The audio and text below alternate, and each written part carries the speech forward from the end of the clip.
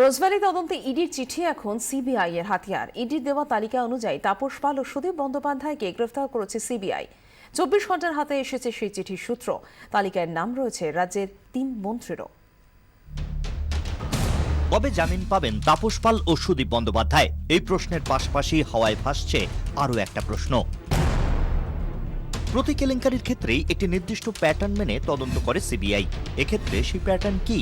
কেন্দ্রীয় তদন্তের খুঁটিনাটি কেউই জানেন না, তবে একটি চিঠির হদিশ পেয়েছে 24 ঘন্টা। ভুবনেশ্বরে সিবিআই এর স্পেশাল ইনভেস্টিগেশন টিমের এসপিকে ওই চিঠি পাঠায় এনফোর্সমেন্ট ডিরেক্টরেট।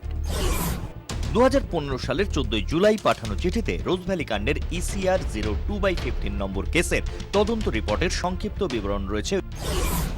রোজভ্যালি কর্তা গৌতম কুণ্ডুকে জেরায় যে তথ্য মিলেছিল তার সংক্ষিপ্ত বিবরণ রয়েছে ওই চিঠিতে। সন্দেহভাজনদের নামের তালিকা চিঠিতে ক্রমান্বয়ে উল্লেখ করেছে এনফোর্সমেন্ট ডিরেক্টরেট।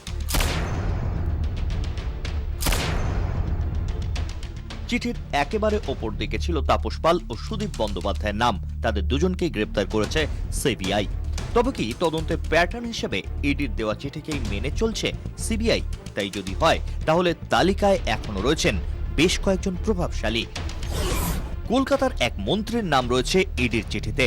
ওই মন্ত্রীর সঙ্গে রোজভ্যালি কর্তার অত্যন্ত ঘনিষ্ঠ সম্পর্ক। এমনকি মন্ত্রীর বাড়িতে রোজভ্যালি কর্তার যাতায়াত ছিল বলেও চিঠিতে উল্লেখ।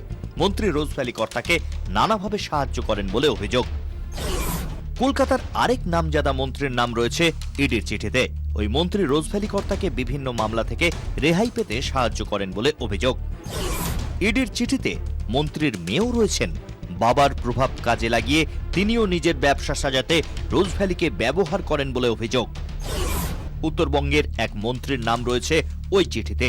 ওই মন্ত্রী অতি প্রভাবশালী এক ব্যক্তিত্বের সঙ্গে রোজভ্যালি কর্তা যোগাযোগ করিয়ে দেন বলে চিঠিতে উল্লেখ। প্রাক্তন এক ছাত্র ও যুব নেতারও নাম রয়েছে ইডির চিঠিতে। ওই ব্যক্তি রোজভ্যালির ব্যবসা বাড়াতে সরাসরি সাহায্য করেন বলে অভিযোগ। কলকাতা সংলগ্ন এক পুরসভার চেয়ারম্যানের উল্লেখ রয়েছে ইডির চিঠিতে।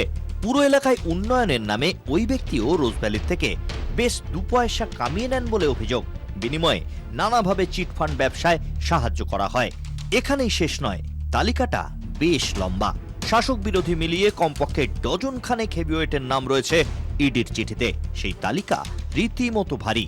রোজভ্যালি কাণ্ডের তদন্তে সিবিআই এখনো পর্যন্ত যে তৎপরতা দেখিয়েছে সেই ধারা যদি বজায় থাকে তাহলে আরও তোলপাড় হওয়া বাকি।